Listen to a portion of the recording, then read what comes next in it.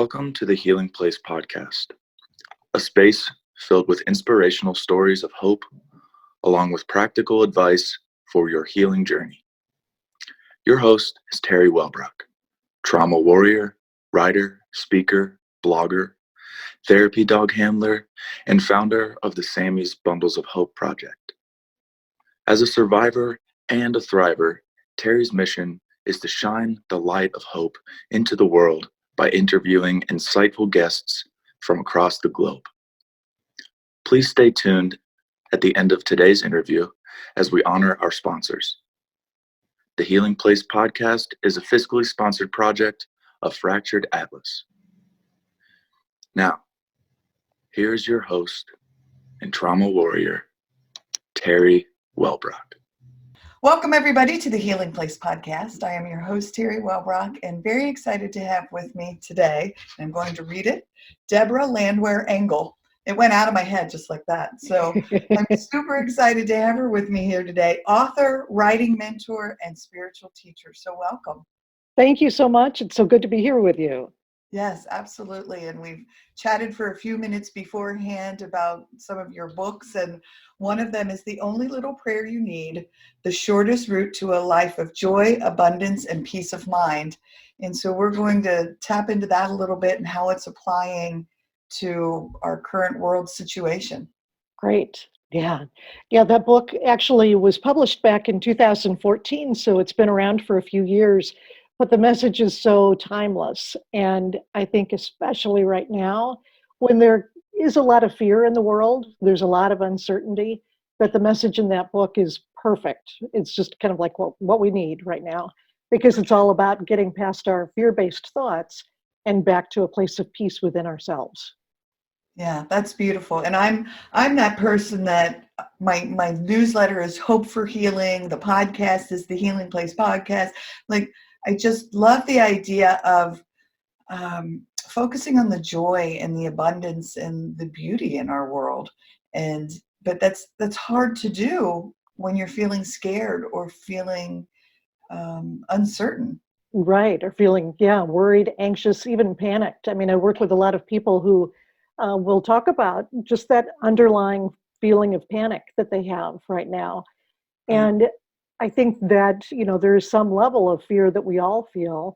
One of the teachings in the book is the idea that we all have really two minds. There's one mind that often is called the ego or the small mind. And then there's that higher mind, the part of us that remembers that we're connected to something bigger than ourselves. And so for all of us, that smaller mind really gets engaged in times of uncertainty or change, and makes us really fearful because there isn't anything out there in the world that we feel we can count on. And what a scary thing that is, to the part of us that feels like, oh, we want to cling to something and feel like we're safe. So the whole teaching in the book and the prayer that the title refers to is just this little prayer that kind of floated into my life back in 2013 when I was having a day of a lot of uncertainty and feeling frustrated. There wasn't anything big or awful going on in my life, but I just felt really unsettled and was tired of feeling unsettled. So I asked a higher power for something, and I just heard these words float in that were, please heal my fear-based thoughts. And I thought, well, that's nice. Right. Please heal my fear-based thoughts. Okay, that's good. But I didn't realize the power in those words until a little later that day, when I saw not just some of my own thinking start to change, but I literally saw some things in my world start to shift right away. And I thought, oh my gosh, I think there's a lot of power in this prayer. And I think I'm supposed to write about it because that's what I do. So I sat down and started writing the book that day. 40 days later, I had the book, I had a proposal, I sent it off to my literary agent at 4:30 on a Monday afternoon. And the next morning at 7:30, I had an email from her saying, I really love this. I want to represent you on this. And anybody who works in the publishing world, that just doesn't happen that way. Right. So there has been a momentum behind it all along, from that to the fact that it has a foreword from the Dalai Lama, which I say with all humility. Yes, I read Because, that and I was like, yeah, wow. exactly. That's how I felt too. A friend of mine had sent the manuscript, unbeknownst to me, to the Dalai Lama's assistant because she had worked on a project and had a connection there. And so I got up one morning and, oh, it was July of 2013. And there was an email from her saying a miracle. And the miracle was that inside the email was a foreword, not just an endorsement, but a foreword for the book from the Dalai Lama. So then I cried for a while. I started to And tear up just a bit. I know it really has had that sort of energy the whole time. And for me, I feel like that's just the power of spirit moving through it and saying, I just happened to be the recipient, to be the one who got to write it down. But this prayer is really there for everybody in this world, and especially right now, to help us feel peaceful and safe and calm and joyful, even joyful, even when some very difficult things are going on in the world. Right. And that I topic love, of, yeah. I love the idea of you being open to the message and listening, because I have lived that as well, and it's extremely powerful. And when you communicate that to people, I'm sure you get people all the time that are just like, oh my gosh, I have goosebumps. Because when I share mine, it's the same sort of thing, is that, the reaction is, oh my gosh, like, yeah. Yeah. It's Yep. beautiful. Yeah, it's really true. I think everything has energy, and when we tap into those messages that do just kind of come through Yeah. pure, simple, direct, and people just can feel the energy behind them, you do get those goosebumps. Yeah. I know back before the book was even published, I had these little cards printed up. I'll show you a couple of them. They're just like little business cards, but they've got the prayer on them. Oh yeah. And so they're awesome to stick in your purse or put, in front of you by the computer, or put in your bathroom mirror or whatever, just to keep using the prayer. And people would look at this, and I could just see this moment of recognition, like, oh, that's it, because it seems so simple, but it really, it kind of turns the idea even of prayer for me on its head. It's like, so often as I was writing the book, I feel like I learned so many things. When I thought about how I would typically pray or ask a higher power for something, it would be, please fix that person, or, Right. make my favorite team win, or make something out there in the world change so that I could be happy. But this prayer is, please rearrange things in me. Please heal my fear-based thoughts so that I can be happy and peaceful, that I can remember that that's my natural state, and I can bring that to the world no matter what's going on out there. That's such a different thing. Yeah. So different. It's radically different, because it's really saying we have all of the light and love and joy and peace and comfort within us. We don't have to find it in the external world, and it is not there. But our ego minds forget and look for it out there. And when we forget, we just use the prayer and say, oops, I forgot again. Please heal that fear-based thought so that I can remember I am the peace I'm looking for. I am the joy that is needed in this world right now. And then that allows me to bring it to the world, so that it's like we get to really share our gifts openly, with joy. Yeah. Not I would being use it afraid. every day. Yeah. It's so simplistic, but so beautiful and so powerful.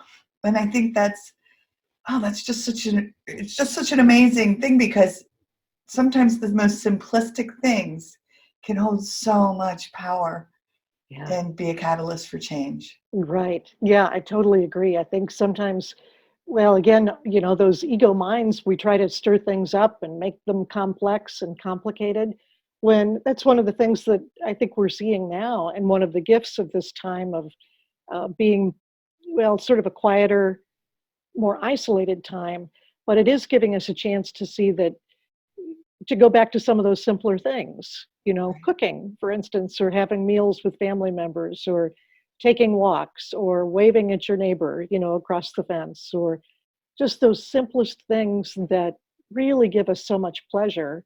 Spending time in nature, going for a walk. Right. And, I think we tend to make life so complicated and think that there's something better out there. We just have to find it or create it or go after it. And this is giving us the gift of seeing, oh, we really do have everything we need right around us. It's just a matter of remembering and appreciating it. For sure. Yeah, Yeah. I haven't played Clue and Monopoly in years. Yeah. We've been playing Yes. Yahtzee and Clue and Monopoly, and it's been wonderful. And I was like, oh my gosh, I forgot how much I love Yahtzee. Yes, all those board games, the classics. Yes. Yeah. You pop some popcorn and you play cards or a board game for an evening. That's a really good evening. Yes. There's such a great sense of connection in it, and it's fun. Right. Yeah. Exactly. Yep. Yeah. And it's not a screen. People aren't on their devices. They're in the same room having fun together. Right. Yeah. I know my post yesterday on Facebook, my personal page was, I taught the 13-year-old how to lose at Monopoly. Oh.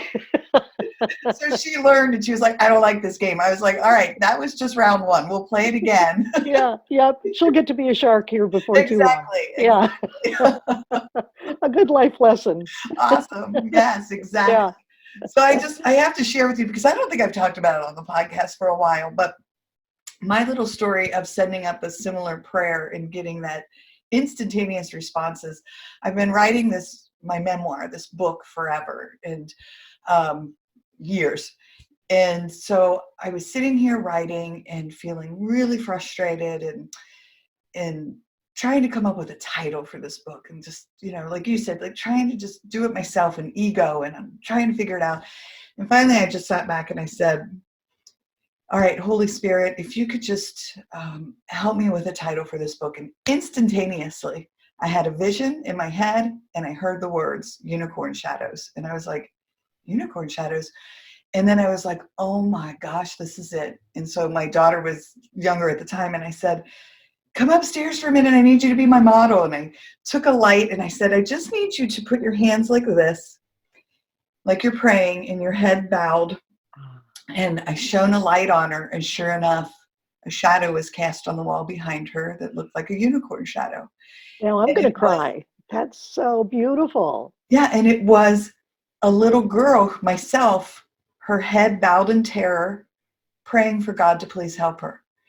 And it was as God's light shone down upon her, the unicorn shadow was cast. And so I get goosebumps when I talk about it. Oh, I have them.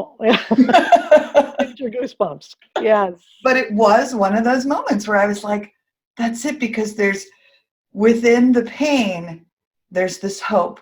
And that's my whole message. I mean, that's, well, with everything that I do. So I love that idea of, yes, and people opening up to that message in your prayer, and just the message that they can receive.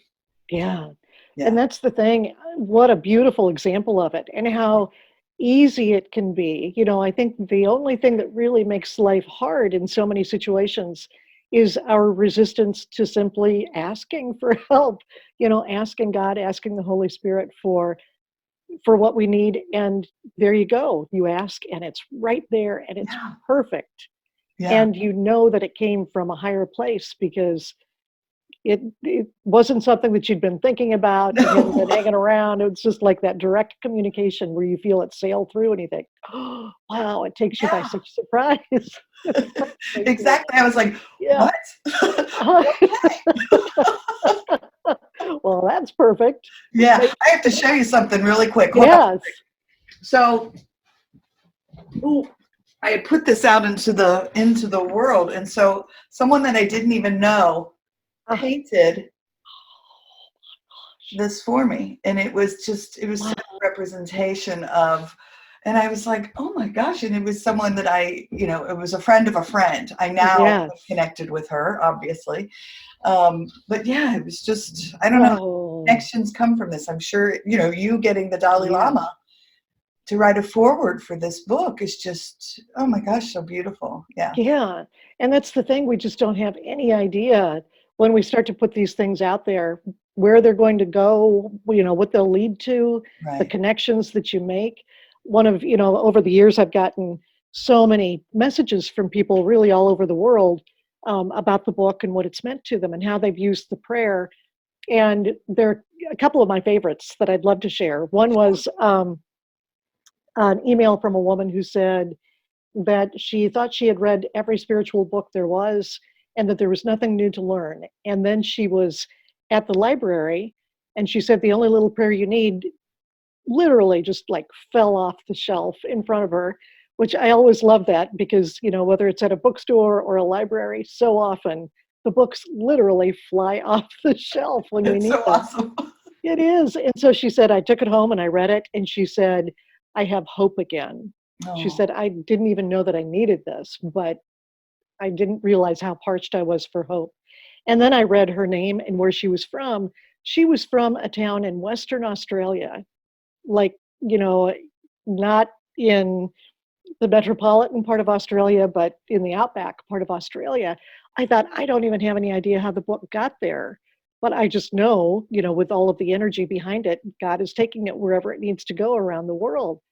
So I loved that one. And then there was one from a gentleman who said that, and this one gives me goosebumps every time I talk about it. He emailed and he said, I wanted to let you know that I read your book and I started using the prayer. And he said, here's where I was in my life. He said, I'm a veteran and I had been trying to get my veterans benefits, but I couldn't get things worked out.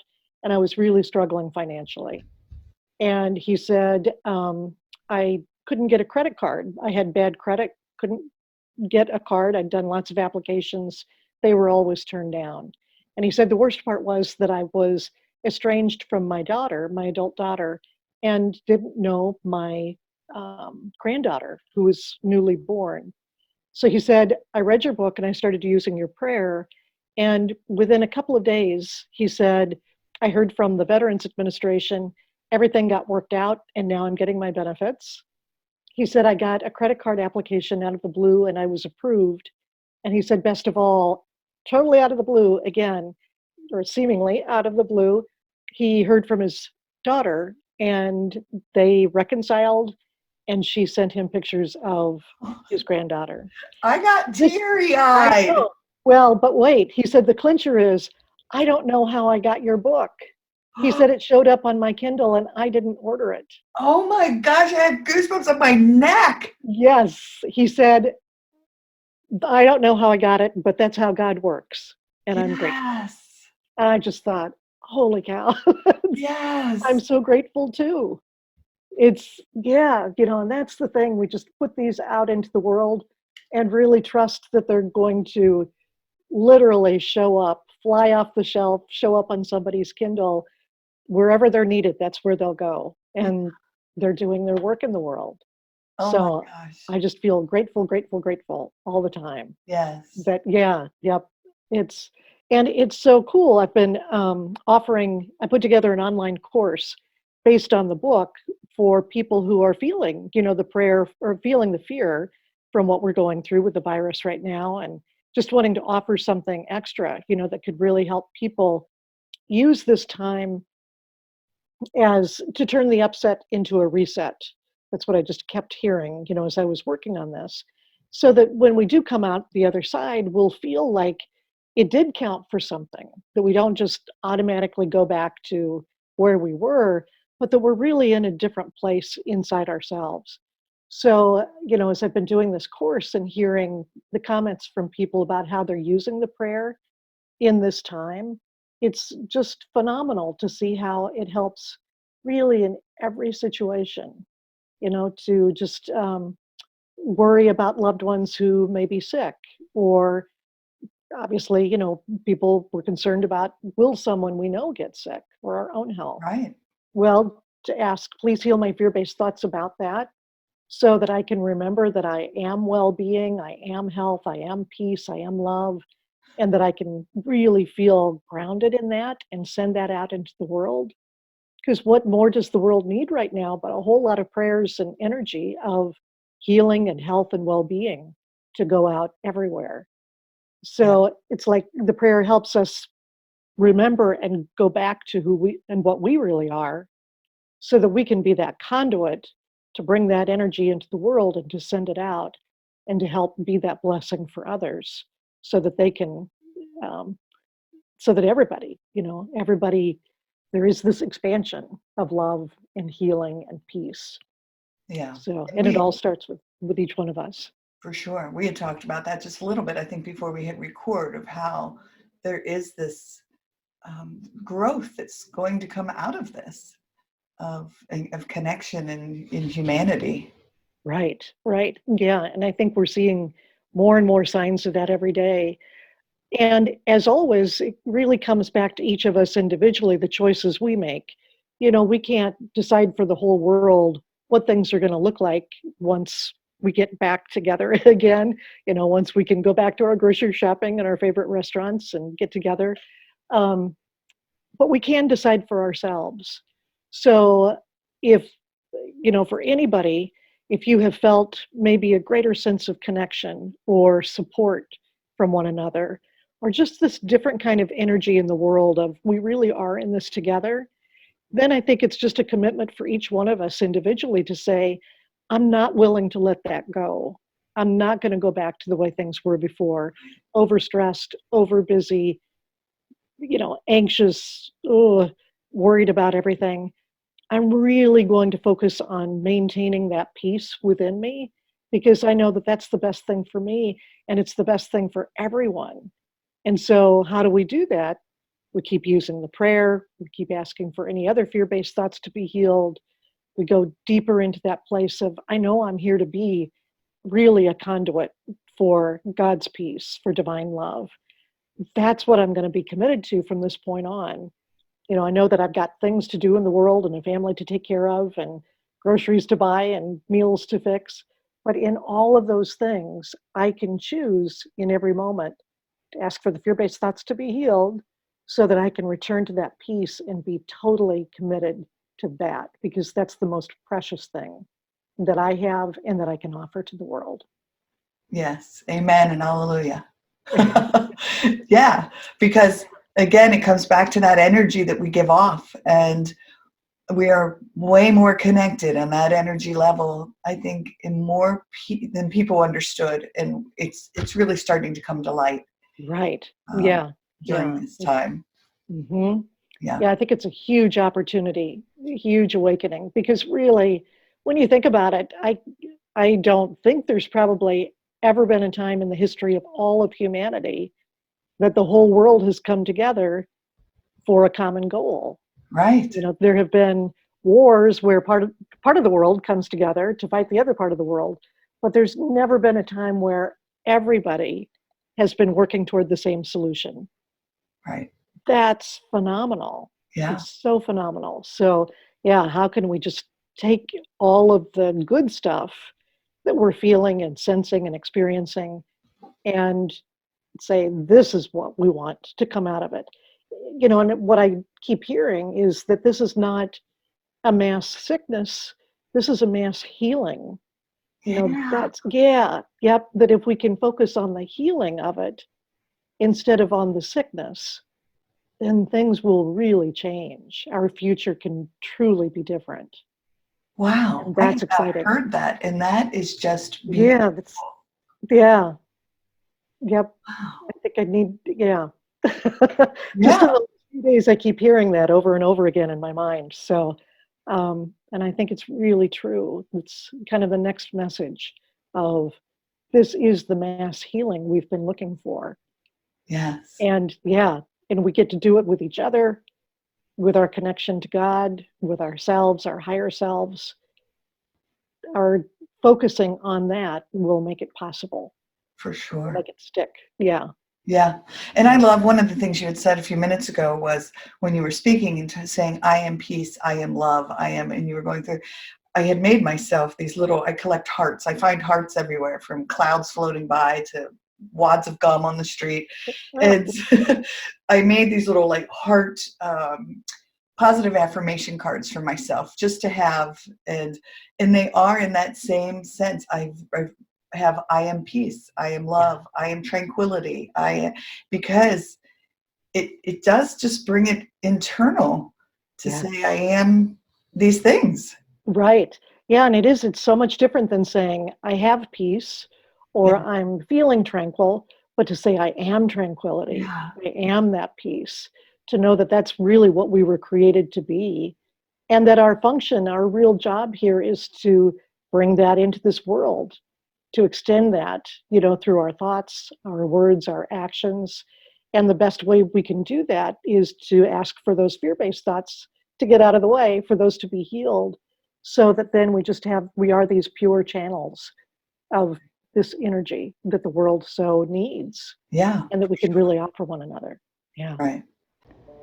Just taking a moment to thank a sponsor to the Healing Place podcast, fiscally sponsored project through Fractured Atlas, and for their generous donation this week at the Trauma Warrior level, the Phoenix Fund via Blue Mountain Community Foundation.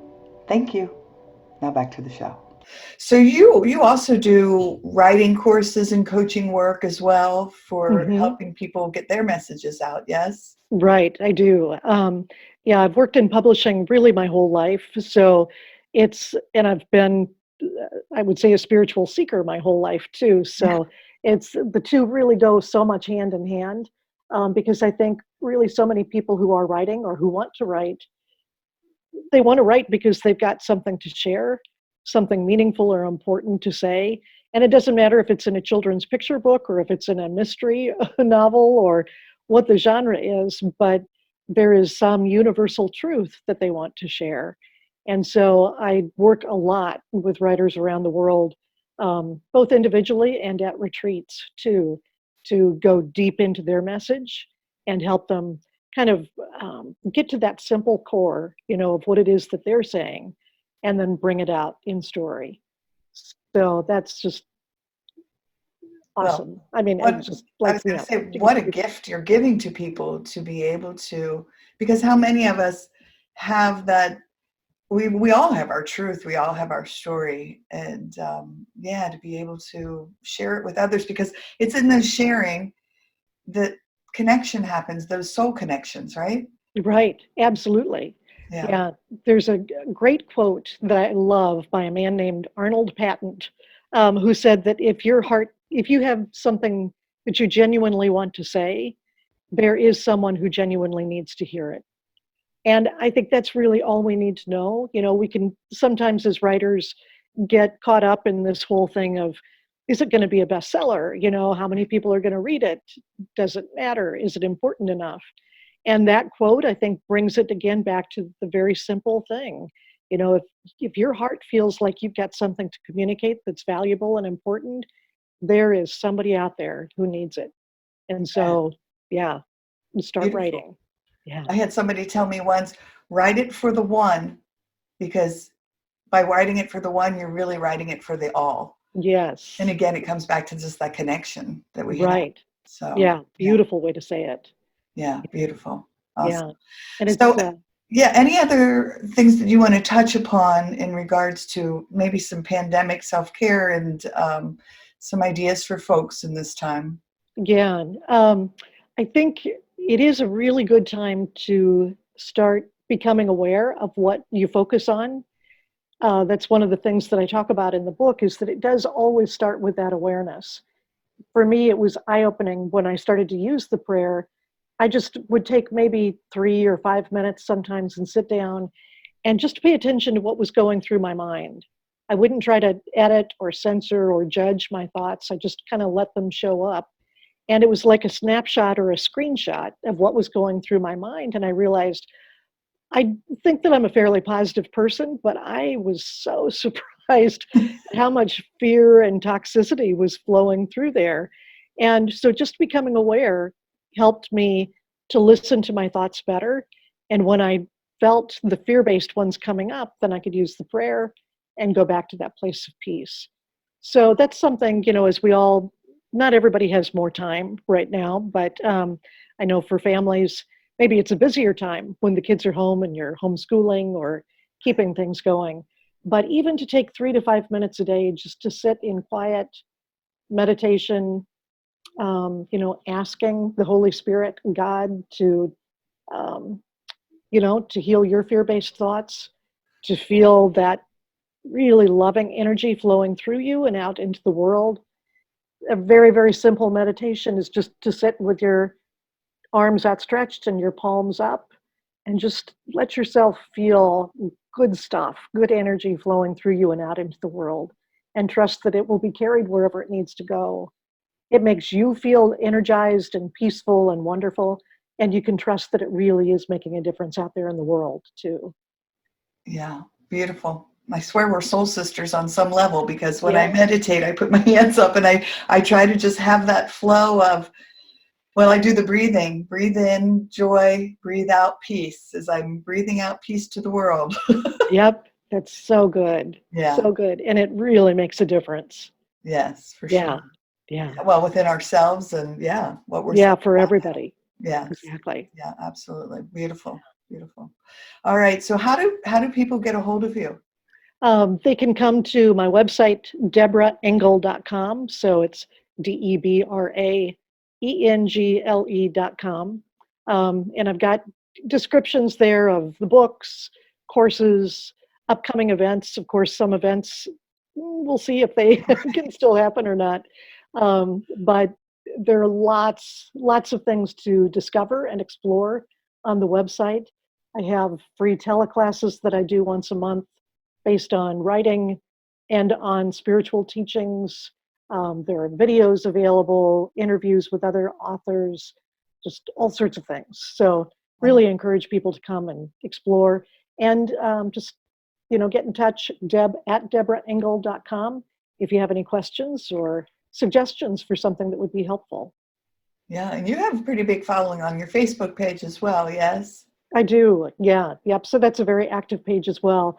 It's Facebook, and then Debra Engle Author is my professional Facebook page. Wonderful. So yeah, and we're posting there daily with inspiration, again, upcoming events, webinars. There's so many free things being offered right now, and that's a great resource to go and see what's coming up. So yeah, I just discovered your Facebook page, and I shared something from it today on the podcast page because. Oh, wonderful. Thank you. Yes, it resonated and it was beautiful. It was a field of purple flowers. And I said, oh my gosh, it's just gorgeous. So yeah. Yeah. Awesome. Yeah. So anything else that you wanted to address or talk about? Oh, boy. We've talked about a lot. And yeah, we have. And I know we could go on for hours and hours. Right. Yeah, it's kind of, I think that's good. Yeah. Okay. I feel like we've covered it well, and hopefully, given some inspiration and some tips. And oh, for sure. Yeah. Well, I thank you so very much for joining me today and shining your light of hope into the lives of others. And thank you for the prayer. Yes, just beautiful. Well, thank you so much for having me. Really, it's a pleasure. Just a joy to connect with you. Awesome. Thank you. All right, everyone. Well, as I always say, until next time, remember, be gentle with yourself. Thanks. Bye-bye. Thank you so much for listening today to the Healing Place podcast with your host and trauma warrior, Teri Wellbrock. If you enjoyed this episode and want to learn more about Teri, her mission, and the Hope for Healing journey, visit Teri's website at www.teriwellbrock.com. Thank you for liking, commenting, sharing, and offering your reviews on our YouTube channel, audio outlets, and Facebook page. And as Teri reminds us, until next time, remember, be gentle with yourself.